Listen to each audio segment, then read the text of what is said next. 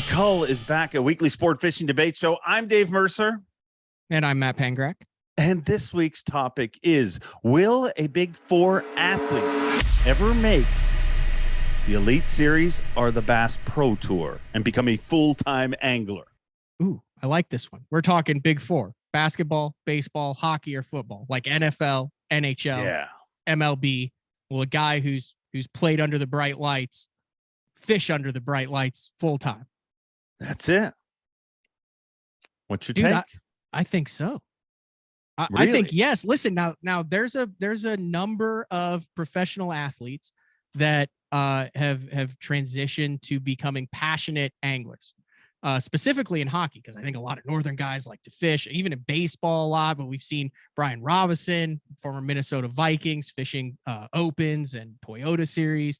I mean, there's a handful of it, but to make the top level, I think that there's a handful of qualities, innate qualities that a person must possess outside. Like, I think you can make it two ways in fishing, right? You can make it just raw talent, skill, and that's developed from a young age. Our minds are more cultivated, they're easier to grow. You take things for granted that other people don't, growing up on like a Steve Kennedy type, right? The guy grew up on the water with his dad and in the Bassmaster Classic, or an Aaron Martins with his mom growing up.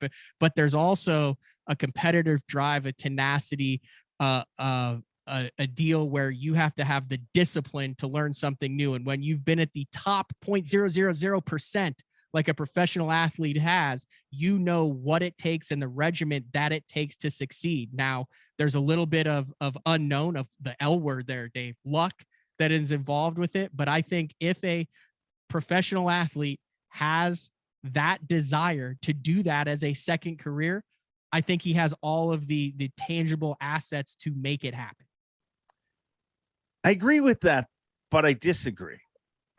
I do think that, yes, I think if you take, I mean, you look at competitive boxing. I mean, boxing has come out and they've said that the main reason that there hasn't been many great heavyweight fighters from North America, from the United States in the last few years, is because of football. And their whole theory behind it is, you take the prime athletes, somebody who makes the NBA in most situations, they could also be a tight end in the NFL. I mean, they're that good an athlete. If you look at all those athletes, they play multiple sports and they make a choice. And the NFL has become very lucrative. So people have stepped away from boxing and they're doing more of that. So I do agree with you to a certain extent.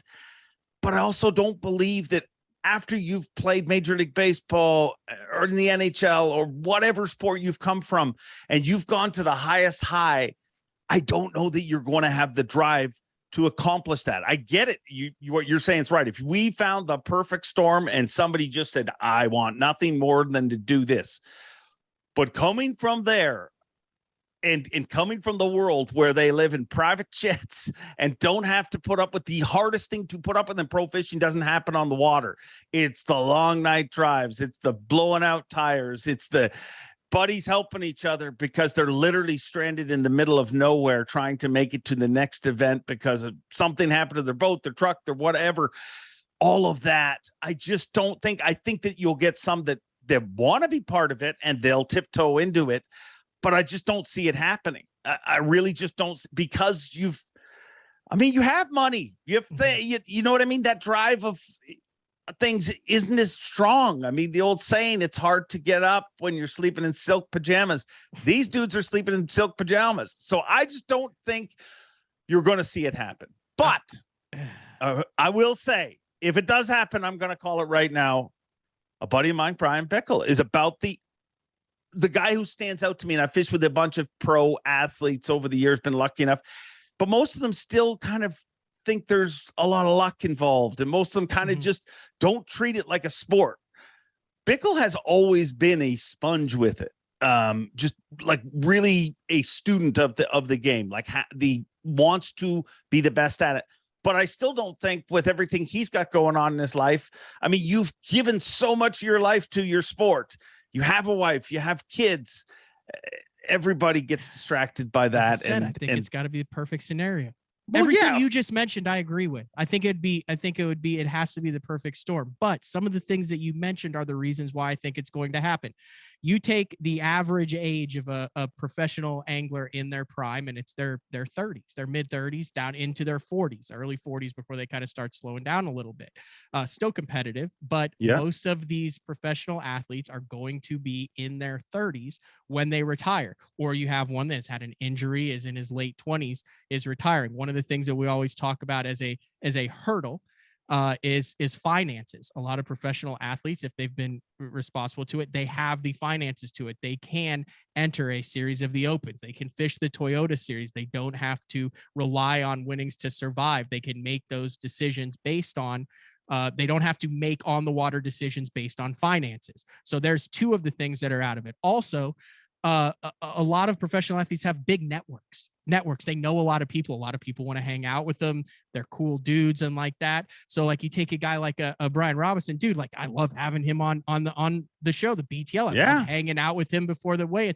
He gets to interact with a lot of guys who have a knowledge base of fishing, and like Bickle, he's also a sponge in that. So you have a knowledge base, you have the right age, and you have the financial backing, and then you combine that with the mental attitude of already having been at the top with something.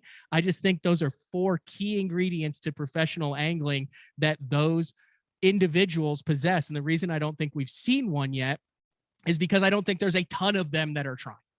I think we kind of know all of them that there are. I think if you had 100 of those angler or individuals who attempted to make the top level from one of the big four sports, I think you would see a higher success rate than if you just took 100 people at large and attempted to do the same thing. So I'm buying it. I'm keeping it. I'm keeping it. Well, I feel like you're just answering that because you want to book pro athletes on your talk show, which I mean, probably isn't the you got to thing. drink out of the Stanley Cup. I did several times. You put a bass in the Stanley Cup. I did. Okay, well, I disagrry. But just for the nature of the show, I'm going to say I disagree, and I look forward to getting hit in the head by Willie Young and Brian Robinson and everybody for disagreeing. But let me just change the question right at the end here. If a pro angler had to make it in a pro sport, who are you picking? Like, if you had to back one guy, if we had to say, okay, in any of those sports, it can be any of those. The big four? Yeah. It's totally there's zero chance. There's zero chance. There's literally zero chance. The only one that would be close would be wrestling. And who? Polnick? Yeah, Polnick, Perch back in the day. Was Perch a wrestler too? Yes. Yeah. Big. I didn't know that. That's why he hangs out with like mountain lions and stuff. He knows he can just be like, boom, bang, get him down. He's very tough. On with his elk hunt. Well, I don't think it's going to happen. He thinks it's going to happen, but I don't. What do you guys think?